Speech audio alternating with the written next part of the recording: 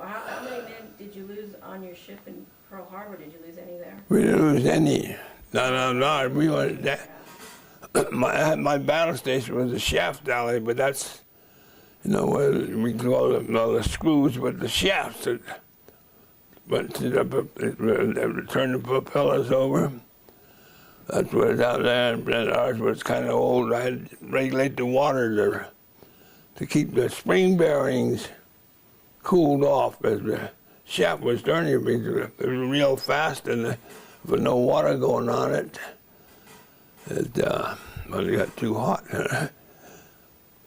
And nowadays, they're all automatic. They got water leaking on those shafts now, but in the old days, they didn't have all that new stuff. They do a lot more stuff manually. Yeah. So you were on the first sub, was the Ray? Yeah, but I went and put the Ray in commission. Oh, first you had to go to submarine school. That was in New London, Connecticut. And that was another funny thing that happened. After I got there, I told my wife that when she come up, I'll meet her at the train station at the school. Well, that Monday morning when I went into the class, they said there was a telegram for you that came yesterday that your wife would be in that day. So my wife, she had never traveled across the country by herself, and when she got there at the train station in Connecticut, I wasn't there, and she didn't know what to do. She was scared.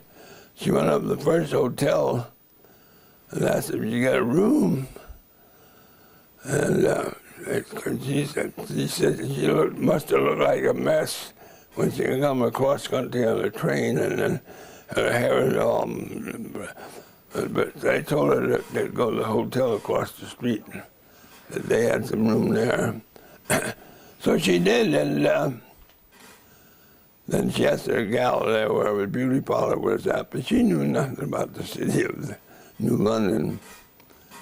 And they told her where to go, and she went down and got her hair all fixed up and everything. And, but I didn't see her till the next day, when she didn't know how to get a hold of me, and she was talking to this beautician, I guess it was, that she knew. So she had called there to the right place where I was in class, and so I had to wait till 4 o'clock. Liberty started that Monday.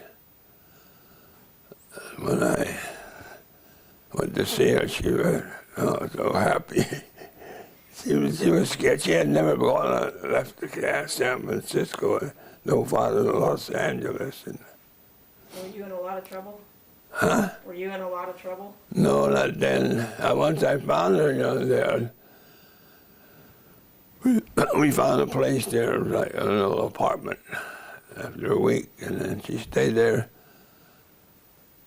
And then we found out that she was pregnant. I had to come back to Mare Island about 5 months. I made one more trip. The destroyer came to San Francisco for a couple of days, and then we went back. And well, that's when she got pregnant. And that was just 5 months before I went to New London. Tell her what? So when we found out she was pregnant, it was 5 months, and if you over 5 months pregnant, you couldn't get on a train to go across country. Yeah. So I said, well, you got to get on this train. We're going down into New York City. And we did. We got her on a train and got her back to San Francisco. And she said on that train there, train full of all pregnant women going across country. So while I was going to submarine school, I was, I got a message that I was the father of twins. Is it boys or girls? A boy and a girl. What age? Wow. Yeah. And so I went and asked the captain, I said, could I get a leave to go to the city? And he says, no, you're ready to go to school. You don't think we're teaching you and then you're wasting your time. That no, you can't get no leave. So I just told her, I said, I don't know when I'll see you. So, of course, we phoned each other, so spent all my money on phone calls to San Francisco. But I was in Manitowoc, putting the submarine in commission, and after I finished sub school. The Ray was a brand new submarine that was being built in Manitowoc, Wisconsin. Oh. Yeah, when they built them, a lot of people, how did they build them? Well, they was on the Great Lakes. Yeah. Okay. They built How this. did they get them out to the ocean through the Great? Okay. We did the trip after we made Lake Superior Lake, I think is the one there. Then we were ready to go to sea. Then we made our test dives and everything in Manitowoc. So as we left, we went down to as far as Chicago. And from Chicago, we went to the drainage canal up to a place called, well, it was, so we went there and there was a floating dry dock. And they put us in this floating dry dock. And they had a river pusher push us down the Missouri River to the Mississippi River. Took a week to get there. And some of the crew had gone down, especially the torpedo men and whatnot. They went down there by train to get all their equipment ready.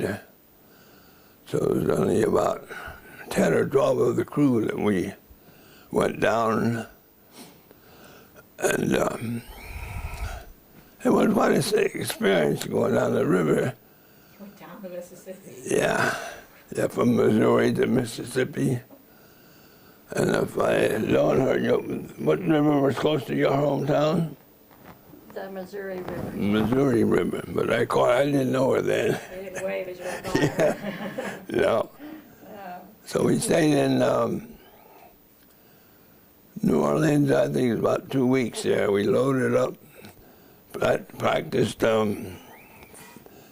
firing torpedoes at a torpedo building where they made them, or they didn't make them, we're just a torpedo manufacturer.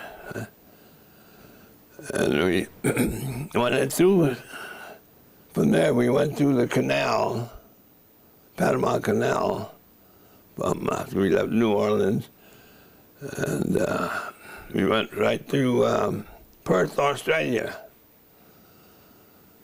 Straight there. Well, that's when we had to do a lot of training and making dives on our way over there, and all the fellas that were the lookouts, they had to practice jumping down to the dock or down into the submarine, and the captain used to time how fast they could get down there, because the diving alarm went off, and when that went off, the lookouts had to stop, drop, and jump down into the control room. And if they left anybody behind, we did. One guy missed.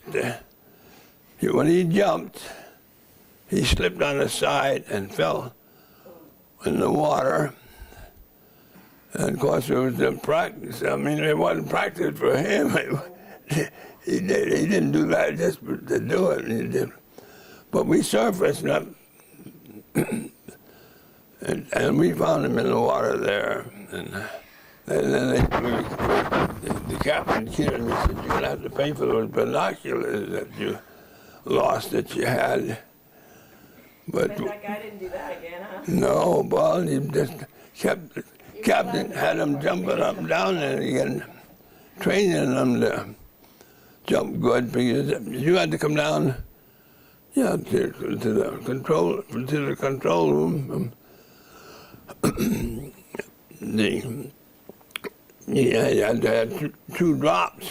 You had to slide down, and you couldn't wear rings. One guy wore a ring that ripped his finger off. But you didn't want to wear no jewelry or no rings if you were a lookout man. You just kind of come down that slide and then come down as fast as you could. And then you get the... Well, how long, I mean, once the dive bell started Yeah, going, how much time did they have to get down there, like seconds? A little bit less than a minute. They had to close that down quick. And One drink of water. I was going to say 7-minute stretch or something.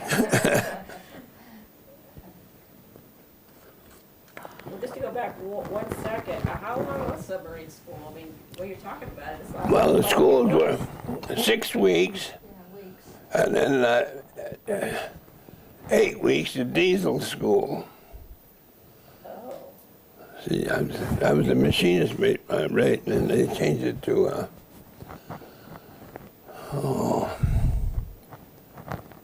engine. Well, no, it wasn't engine. What? I wasn't there. Well, they changed it right. Well, I ended up being an engineman, but all motor machinists, they changed that right.